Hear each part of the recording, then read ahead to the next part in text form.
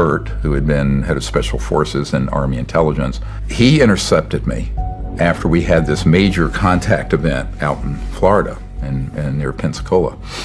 And he subsequently, about a month later, personally offered me $2 billion to not pursue what I was doing and become part of his team. We got 5 drones. They're all going against the wind. The wind's 120 miles to the west. Look at these things, man. Because the actual truth about this is kind of mind-blowing, but everything I'm telling you is true. If you're going to decapitate the presidency and the Congress on something this important, then basically you're setting yourself up as your own entity, and you're going to operate outside the law. And if you operate outside the law on something this important, you are dangerous. So it's a very dangerous game being played. Now, most of the information on the subject is nonsense. I found out that there were covert programs that were staging alien abductions and mutilations. Everyone thinks those are aliens doing that. I said, no, it's not. The CIA special projects and some other special operations people. How are they doing it? Let me give you a date. October 1954 is when we mastered what's called gravity control. You can take an object, put an electromagnetic field, boom, and it flies, like these videos you see that the Pentagon has released and confirmed that they're real. So that was 1954. So by the late 50s, early 60s, these were platforms or advanced technology aircraft that don't use jets or rockets, highly classified. And the other reason for the secrecy, I'm going to tell you right now, is to sort of create the specter of a threat from outer space, which doesn't exist, by the way. It's totally a fraud, for the purpose of amassing more military power globally, by staging a threat from outer space. And remember, if you look at our documentary Unacknowledged, which is still up on Amazon, all the platforms, it details how Werner von Braun, who invented the rocket for Adolf Hitler, on his deathbed begged a member of my team, Carol Rosen, to expose the fact that they were planning to stage an alien attack and to look like we're under some sort of threat. And it was all a false flag, totally a false operation. And that the purpose behind that would be to amass huge amounts of geopolitical power, sort of in a totalitarian way, through military operations. So this is a little bit like the Gulf of Tonkin in Vietnam, where we staged the attack on our Navy vessels so they could expand the Vietnam War, when, of course, the American public was against it. So these sort of what are called false flag operations happen quite a bit. And what we have to be sure is that the public understands all this, but also the members of Congress and White House. So it's a very complicated problem. And if you Google this subject, I'd say 90% of everything that comes up is just nonsense, frankly. But there's a core of it that's true. And there are extraterrestrial vehicles and civilizations. There are advanced aircraft that are anti-gravity based on ET craft that were studied, flying around. I'd say probably 80% of the UFOs people see are actually ours, but they're not acknowledged. That's why we named that documentary Unacknowledged, because it's the first word in unacknowledged special access projects. And the unacknowledged SAPs are the ones that are off book, deep black, etc. And they deal with this. And this is a real problem, because in my meetings with senior members of the Senate and House, and also White House and cabinet level people over the years, as well as Pentagon folks, I mean, they are not allowed access to those projects. And if they push too hard, they get threatened. It's like in 1997, I briefed the head of intelligence for the Joint Chiefs of Staff, Admiral Wilson. And I had given him a portfolio of documents and information that I have that are in our book, Unacknowledged, if people want to see them. And he ended up, because one of those documents had the project code names and numbers from the early 90s, from Nellis Air Force Base, Area 51. So he made some inquiries, and he got hold of one of the offices, and he said, look, I'm Admiral Wilson, I'm J2. And they said, oh, yes, sir, we know who you are. And he says, well, I want to be read in, which is military speak for briefed on this subject. And they said, sir, you don't have a need to know. And he said, excuse my language, he said, God damn it, how can I not have a need to know? I'm the head of intelligence for the Joint Chiefs of Staff. They said, sir, we will not discuss this with you any further. Cut the line. And then he pushed further and got threatened personally, and threatened with losing a star and being demoted in his position as an admiral. So this is the sort of thing that I've been firsthand involved with for 30 years, It's just now coming around that the American public is awakening to this in a serious way, and the Congress, to their credit, are really trying to get to the bottom of it. That's a lot. Yes, I would say, well, depending on where you are. Certainly if you're out in the high desert of California, if you're in certain locations where we have these assets that come and go, yeah, there's a very high number of them.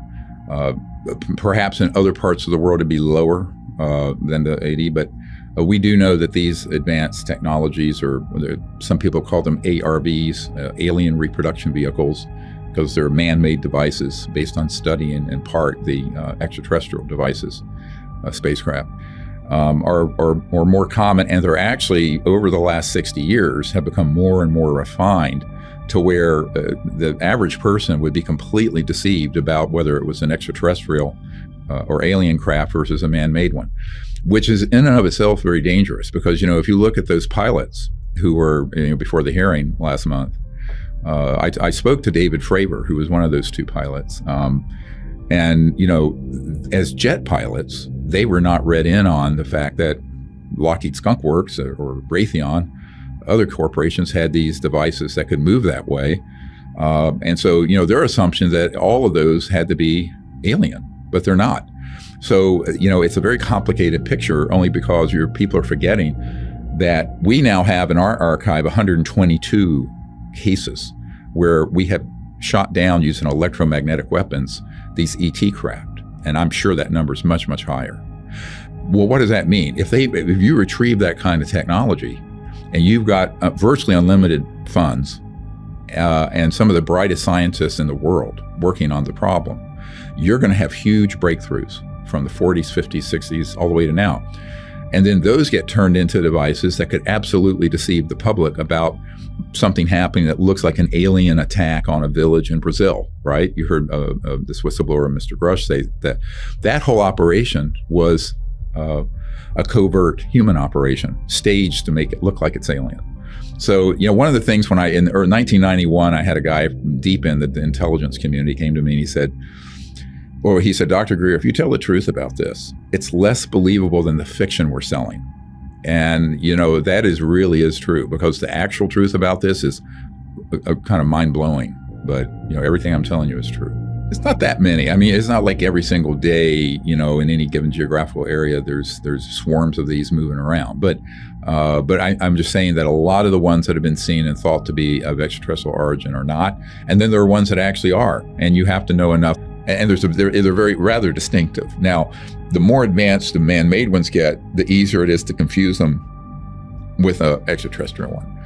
And for most people, if they see something at a great distance, they see a light or some object moving erratically, they're not going to see enough detail to know whether that was one of ours or something from another star system. And this becomes a huge problem, because if policymakers and people at the Pentagon don't know that, then it would be very easy to trick everyone. And so there are two big, I think, overarching reasons for the secrecy. One is the technology and science game, where they're keeping this secret because they're protecting $1,000 trillion worth of oil and utilities and coal and nuclear power plants. The other is this game of trying to eventually let this come out, but spin it in the direction of this false narrative of there being an alien threat. So those are the two twin pillars of the secrecy since the 1950s. I found in my archive from 1993 or 4, when I recommended to President Clinton, after I briefed his CI director on this, that these projects were being run illegally in big corporations that were keeping the UFO issue secret, the technology secret, and that the best way to do it would have a amnesty period where they're notified you have to bring forward your technologies, the spacecraft you've retrieved, which are extraterrestrial in origin, the man-made spacecraft that are running off of reverse engineered technologies, and they got to do it or be criminally prosecuted. So that an amendment to the intelligence funding bill came out of the Congress after our National Press Club event in June. And it got also out of the Senate, I think, pretty unanimously. Right now, it's being held up until the House comes back after recess. And the House of Representatives, if they approve it, then it'll become part of the law. And that will start a clock ticking, where these large corporations are going to have to cooperate with the inquiry and turn over what they have, or be subject to criminal prosecution. So that is something that is on the table right now, moving through Congress. Okay, what do you mean by large corporations? Like who? Well, Northrop Grumman, Lockheed Martin, Boeing, Raytheon, EG&G, SAIC. We have all those corporations, operations pretty well mapped out, know where they're happening. We have people who've been on the inside, who've worked on these technologies. Other companies that are involved, General Electric. We also know that both GM and Ford have had components of their projects that are classified dealing with this issue. Now, what the public needs to understand is that if you're the president or chairman of the Senate Intelligence Committee or members of Congress, you're not told about any of this. I mean, of course, this is completely illegal. So the programs that are run dealing with this UFO issue have been unconstitutional since the late 1950s. And that's what we're trying to rectify and fix. Oh, it's easy. I mean, first of all, the government's huge, complicated. The people who are in political office are pulled in 1,000 different directions. And the funding mechanism is very interesting. We had a woman who worked for SAIC who worked in an office where they would have all this money coming in. They would sort of gin up reports, just fake reports that go back to Congress and to auditors. And the money went through the back door into these unsanctioned illegal projects. So the public has been getting ripped off for probably over 60 years with these sort of programs, 65 years. And, it's a mistake to think that even the people I work with in Washington, I'm here in Washington right now, who manage what's called the black budget of the United States, which is the very secret part of the budget dealing with covert operations. And I've been meeting with those people, and they're not briefed on these issues, but now they know that it's real and there's something going on. So I think the public needs to put aside their fantasy high school civics lesson about how government runs and realize that Eisenhower wasn't too far off the mark when he said, beware the military-industrial complex. And when Senator Inouye, who was the chairman of Intelligence and Foreign Relations, said that there's a secret government with its own Air Force, its own Navy, its own funding mechanism for funding that's above the law and free from the law itself. I'm quoting. So I think that, this is a huge problem, and the consequences for every person on the planet are huge, because you think of the fact that the technologies that we document in this documentary, The Lost Century, those technologies have been around for over 100 years. I'm talking way beyond what you're looking at with Tesla-type cars. But the real Tesla, Nikola Tesla, he had these sort of technologies, and they were suppressed back in the 20s. So, we need to move forward, because if this issue gets resolved properly, it's not just that we're not alone in the universe, is that the technologies that get us off oil, gas, coal, nuclear power, wind, solar, these battery cars with 900 pounds of lithium-ion batteries that are so damaging to the environment to make, all that'll be a thing of the past. So now that's part of the problem, because you're talking about a multi-$100 trillion macroeconomic issue, right? Money and power. So the reason the secrecy exists is that kind of corruption, but on a very large scale. I think there are now key members of the Senate Intelligence Committee and Armed Services, as well as members of the House that I'm meeting with, who understand this and are really wanting to move quickly to get to the bottom of it. Yeah, I mean, there are two big issues. One is what I just mentioned, power and money. Like if it were to be disclosed that you look at the Pentagon footage of these Navy jet pilots took of chasing one of these objects off the coast of California, that thing had no jets, no rockets, no nuclear power plant on it, no heat signature. I mean, the infrared, meaning detecting heat, was zero. So how is it moving against 100 and some mile per hour headwind at that altitude? And how is it making right-hand turns and going straight up and down? Well, that's an electromagnetic propulsion system that deals with a very high end of physics. The energy that drives those machines are called the zero-point energy field, which is energy from the space around us. Tesla called it the infinite energy field.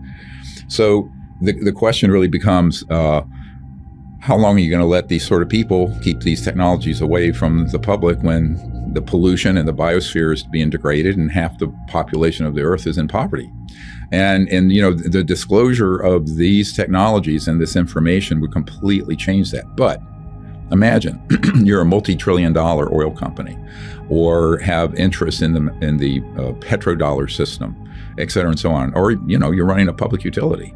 You're talking hundreds of trillions of dollars in assets that run the planet, but it's running the planet into the ground. So there needs to be sort of a new industrial revolution where all those old smokestack industries get replaced with these very high-tech new physics technologies, which already exist. I mean, they don't have to be developed. They've been developed for decades.